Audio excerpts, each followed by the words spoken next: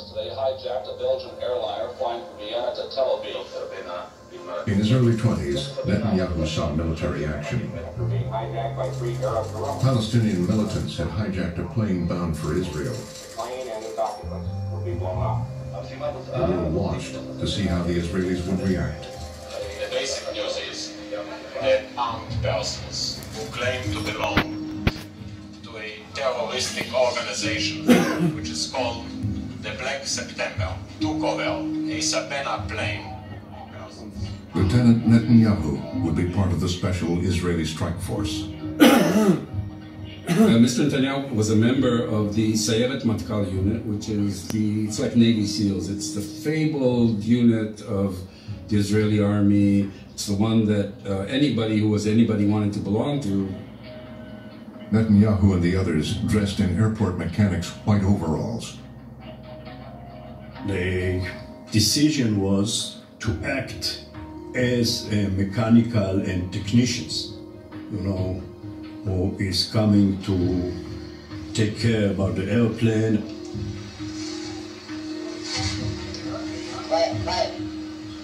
And then they penetrate very quick into the airplane. Yeah, they're shooting. They're inside the aircraft. Suddenly they burst through the doorways and escape hatches, guns blazing. Passengers leaped from the plane while the Israelis dueled with the hijackers. Netanyahu charged to the front of the plane. Gunned down the male hijackers, captured the Arab women, and freed the passengers. This was an unbelievable success. Two of the terrorists dead and some of the Sayeret Matkal team injured, including Benjamin Netanyahu, who was injured in his hand because of his friend's bullet that was fired in the wrong direction. But, at minimal cost. The passengers, and many of them Israelis, got a jubilant welcome as they trooped into the airport building. In the days after the raid, Netanyahu received praise from Israel's president. I think there was this element of rite of passage during Netanyahu to be in such a unit. There was nothing grander than being in Sayeret Matkal. He had earned full-fledged Israeli status, essential experience for a young man who spent his formative years in America.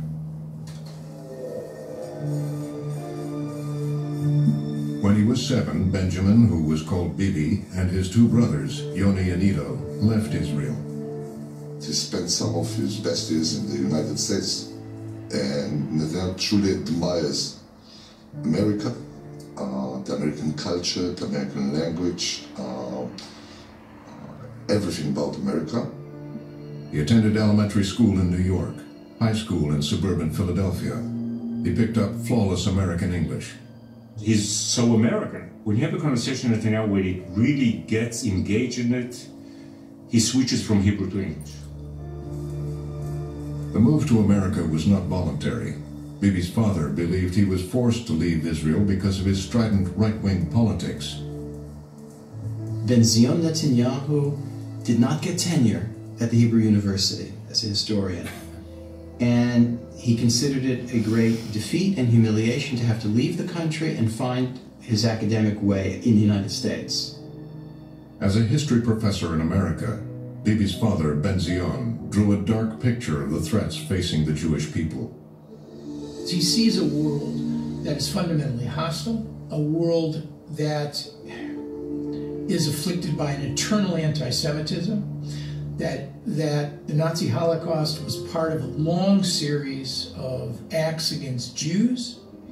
It was a worldview passed on to Bibi and his brothers. The outlook coming from his father is that there will always be a hostile world that would not care for the security and welfare of the Jewish nation. And the one thing that we should do is do it ourselves. The brothers were told it was up to them to protect Israel. They're out to get us. They might kill us. Israel is fragile. My role is to save this people who are like childish. They don't understand history and world politics.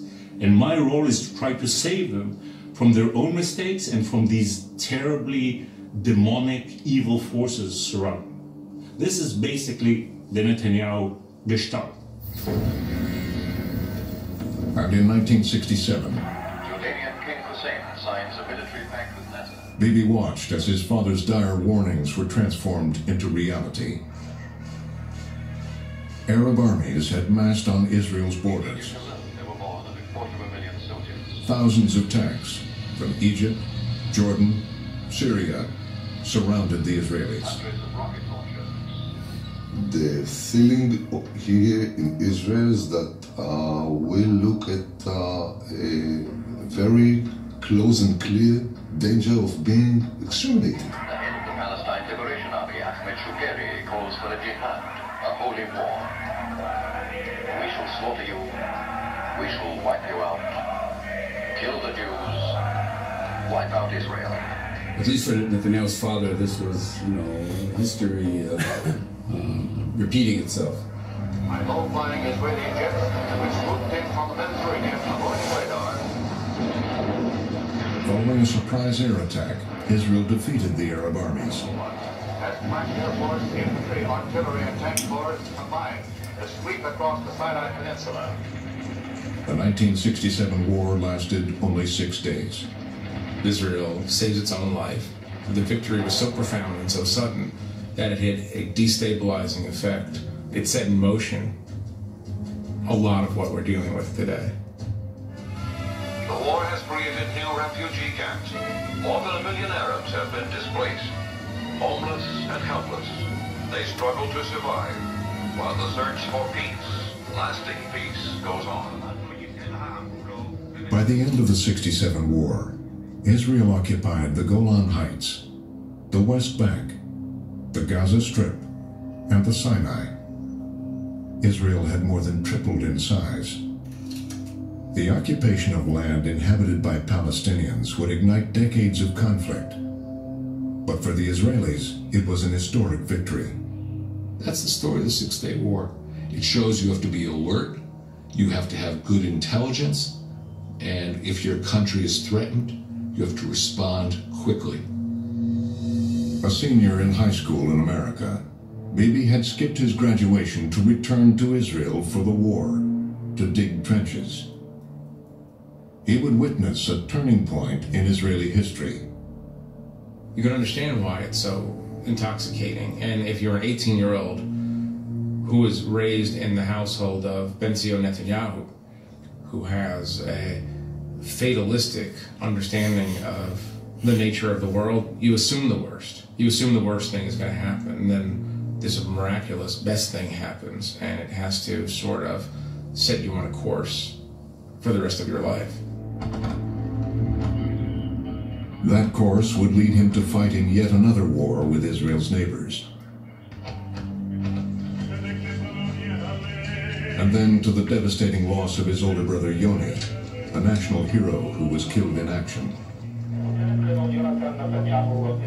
Yoni in Israel is one of the line of mythical heroes of Israel's independence. People named their children Yoni after Yoni Netanyahu. His book, Letters of Yoni, became one of the most read books, rivaling the diaries of Anne Frank. So Yoni is certainly a national hero. The death of his brother affected him immensely, as the violent death of anyone's brother would. But it also enlarged his sense of purpose, his self-regard, his sense of destiny, his sense of mission and purpose. There's no question about that. From Faneuil Hall in Boston, The Advocates. Not long after his brother's death, Netanyahu began a new life on American television. The first thing that happens is that Benjamin Netanyahu begins to present himself as an expert on terrorism. Call now as my first witness, Mr. Benjamin Netanyahu. Having graduated from MIT and Americanized his name to Ben Netai, he would fight for Israel in his own We way, have peace in the Middle East. waging the battle for public opinion. Look, I'm 28 years old. I've had to defend my country in 2 wars and in many battles. Nobody wants peace more than Israel. But the stumbling block to the road for peace is this demand for a PLO state, which will mean more war, which will mean more violence in the Middle East. Netanyahu was one of the earliest people who brought up this message that there's a war going on, and it's a war between good and evil. I'm not talking about the Arabs in Israel. I'm talking about the Arabs in the West Bank and the Gaza Strip. If you let me, I'll answer your question, Mr. Ajay. Please. And that you have to stand up in that war, and you cannot just run away. You have to fight it and win it. Israel wants to live in peace and wants to be secure. If that involves maintaining our own military guarantees against the destruction of people who surround us, yes, I believe we should fight for our survival. If I have to, I'll fight again, but I hope not to. Thank you. Thank you, Mr. President. By the 1980s, he was appointed an official spokesman at the Israeli embassy in Washington as Benjamin Netanyahu. Benjamin Netanyahu begins his Israeli political career in the United States. He's unknown in Israel in the 1980s. I cannot imagine the growth of international terrorism in the last 15 years without the pivotal role played by Yasser Arafat's PLO. What we are doing is trying to stop this kind of terror from spreading. The idea of Bibi being a performer on television goes way back. You represent your country, you sell your country. And that is what he did. And he did it with enormous pride and confidence. The Arabs tried regular war, they failed. They tried terrorism, they failed. They have now embarked on a new strategy. It's called anarchy and trial by media. He has a perfect American accent, what he thinks is a fingertip feel for American sensibilities and touch points. And he's great for CNN. And in Ronald Reagan's America, Netanyahu was a rising star. He's already a celebrity with the Jewish right in the United States. He cultivated from the outset Jewish rich people, Jewish millionaires, who would pay almost any sum at the time to be near him and to sort of get a whiff of his, what's it called, stardust. Diplomats here were gathering a short time ago for their third At age 34, Netanyahu was appointed Israeli ambassador to the United Nations. He became Israel's chief defender against criticism of its ongoing occupation of the West Bank and Gaza. What the Security Council is doing is sending a very clear message. It's saying basically this. It says, we condone all Palestinian violence against Israel. We condemn any Israeli countermeasures. That's what he was built for. That was what he was designed. It was Reagan's America, 1980s, terror is the danger, and at the heart of the Netanyahu worldview is seeing Israel as the fortress facing forces endangering Western civilization. During that period, In 1988, Netanyahu resigned. He returned to Israel to build his own right-wing political base. No? I'm afraid we cannot. Okay, so we'll do it short, that way we won't sweat. Okay. So, Prime Minister, first of all, I have to say that I'm really happy to have this interview with you. Thank you very much for being so kind. And I have to say that I'm sorry that we are not doing this interview in Bucharest, as we waited for your visit. Why did you cancel it? Well, we had some technical problems, but I intend to come to Romania. It's not my first time that I would be going there, and we have a special feeling for it. When you are thinking to Romania, could you describe three things that are coming in your mind? Yes. Warmth, warmth, warmth. Good. Because, you know, we have 400,000 Jews who came from Romania. Yeah. They're great patriots of Israel, but they're great patriots of Romania. And so it's a human bridge. For example, my personal doctor is from Romania. Wonderful man. He is indeed, and he tells me wonderful things about Romania, but I found out myself in my meetings and in my visits. He is one of the best ambassadors for Israel. All the time when I'm talking to him, he is so amazing, man. I mean, he's talking about his country, but he is so in love with Romania, so he's an amazing man. Prime Minister, let me ask you directly a question that a lot of Romania are waiting for. In the spring, the Prime Minister, the Romanian Prime Minister, Viorica Dăncilă, was in Jerusalem. And also the President of the Parliament, Liviu Dragnea. And you know all the discussions about moving the embassy from Tel Aviv to Jerusalem. And after that, in Bucharest, we had a political storm. The president, the opposition leader, even the prosecutors. How did you saw this storm, the political storm, and what do you want to say to the political leaders who are involved in this debate? Well, first of all, I have enough politics in Israel, so I don't get into the politics of Romania, but I will say that I found a tremendous friendship from all the leaders that I met. And obviously we wish to have all the embassies come to Jerusalem. President Trump did a historic statement when he actually recognized the obvious, that Jerusalem is Israel's capital.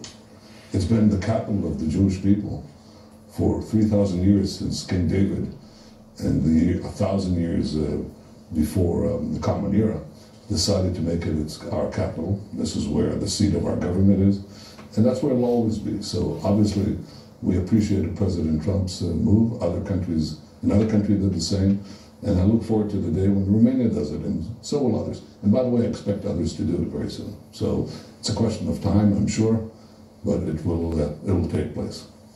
When the government of Romania decides to move its embassy to Jerusalem and recognize that Jerusalem is Israel's capital, we'll be there with a red carpet, I assure you. Talking about our relationship, let me tell you a very brief story. I was in Jerusalem, and a lady who was serving in the restaurant was asking me, where are you from? They were saying from Bucharest, from Romania. I said, oh, really? And I was thinking to myself that probably someone from her family is from Romania. And she said, no. I know something from the school. Romania was the country who was not interrupting the diplomatic relationship with Israel whatsoever. So I was in Bucharest, I was in Brașov, I was in Timișoara, and she was so happy about Romania. And I realized once again that our relationship, I mean our friendship and the love between our nation is amazing. The question is, the partnership between our two states, it is on the same level, in your opinion, between our governments, is it on the same level? Well, I think it's reflected in the depth of contacts. You know, we cooperate in so many areas, and Israeli investors invested in Romania. First of all, they thought it was good business, but also I think it's a reflection of the sympathy. We cooperate on matters of security, anti-terror. Romania stands often with Israel in difficult diplomatic arenas, and we appreciate this. We recognize our friends, and we consider Romania a great friend. How do you work with the Romanian government now, and what do you expect? I mean, can we have like a grade to say our relationship with the Romanian government is, I don't know, 7, but how can you... I don't rank it as is a 7. No, I rank it higher. It's 9. Close to the top, I would say. It's 9. How can you make it 10? How can you make it 1,000? Well, I'm going to meet the Prime Minister right now at this important summit, and I'm very proud of the fact that it's the first summit that a foreign leader has been invited. I take it as a compliment to my country and to my people and to our friendship. And I think that there are many ways we can make it better, and we will. But I look forward to the concrete discussions with the Prime Minister. She was in Jerusalem.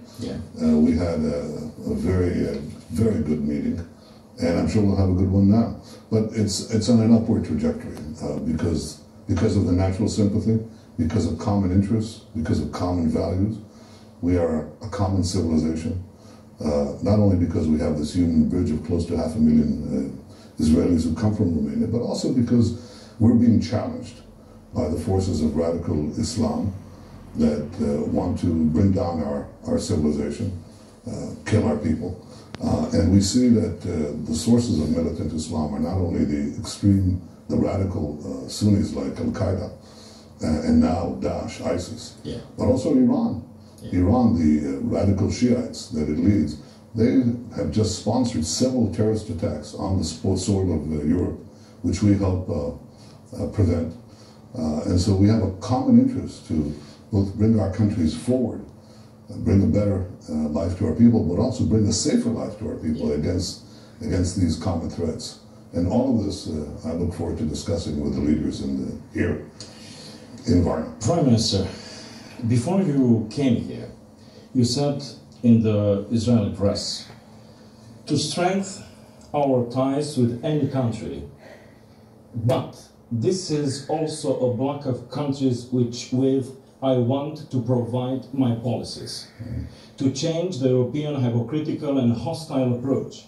What is your vision for this country from this region, and how can you change the attitude that you described?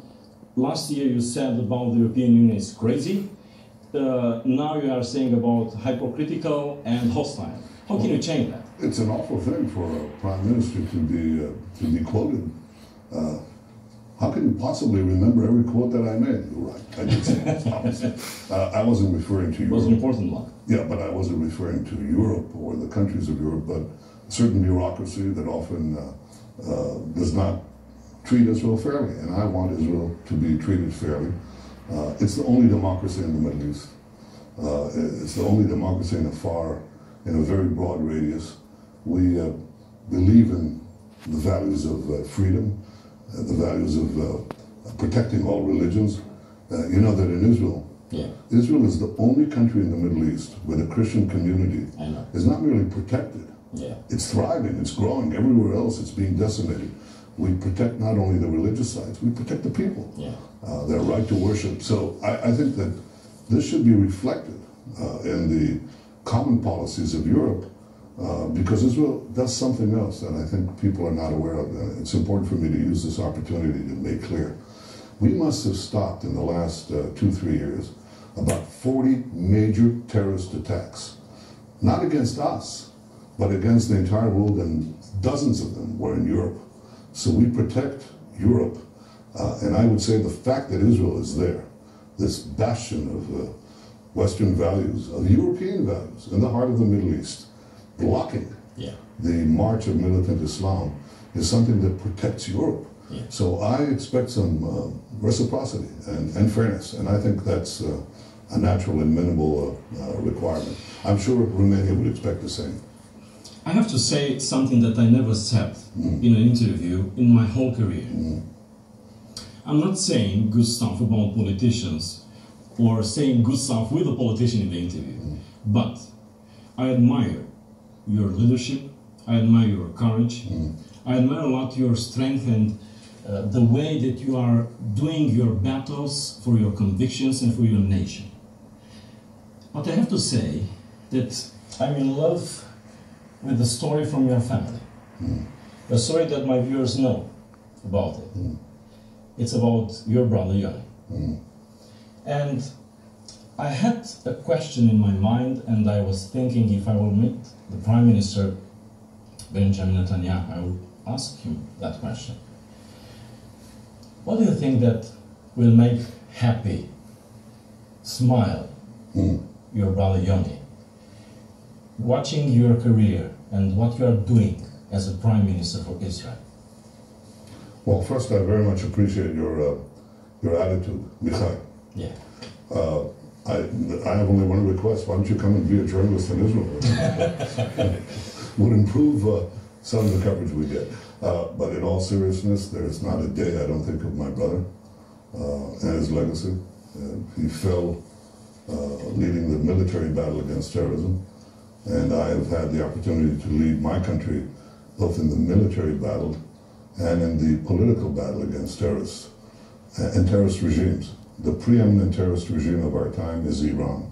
It is sponsoring terrorism throughout the Middle East, and it seeks to dominate the entire world with its twisted ideology.